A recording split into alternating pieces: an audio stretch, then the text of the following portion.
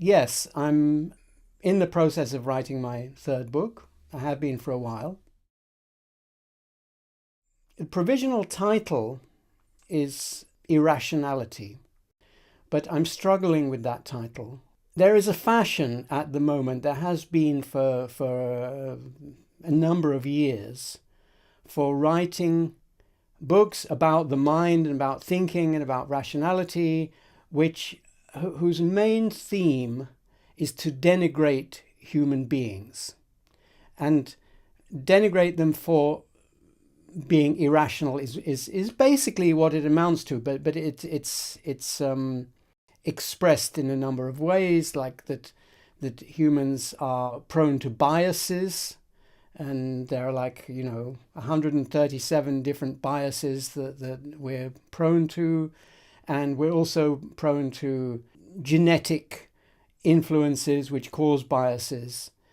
And these books and movements that talk about biases and other defects in human beings, some of them purport to have ways of eliminating these or getting around them, which then leads to a kind of us and them attitude, where those who have taken this advice and have lost their biases are like better people. They are their thinking is to be trusted. They are authorities, and other people, it would be better if they'd never been born, if they're not going to adopt these methods and so on. If I call my book Irrationality, it's going to look like a book that says this.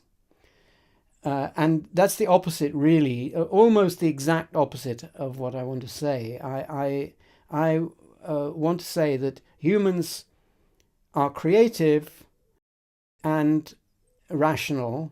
They can always be more creative and rational, since creativity and rationality are forms of knowledge, and we're always at the beginning of infinity when it comes to knowledge.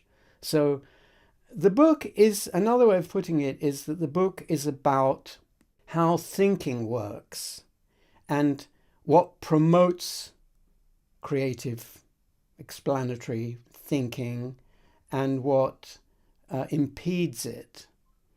And it's just some ideas about that. It's not a complete theory of that. If we had a complete theory of that, it would be artificial general intelligence. So we know relatively little about how the mind works, and what I want to comment on is, as usual with me, footnotes to Popper.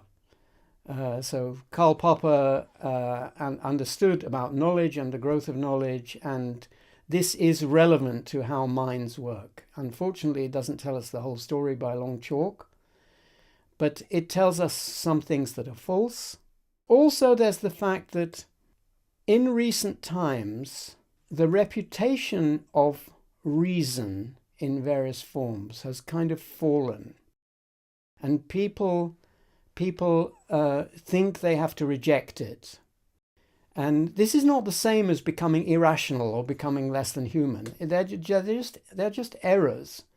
But errors are there to be corrected, and I want to put my tuppence halfpenny worth into the mix to comment on what errors I think people are making about humans and about knowledge.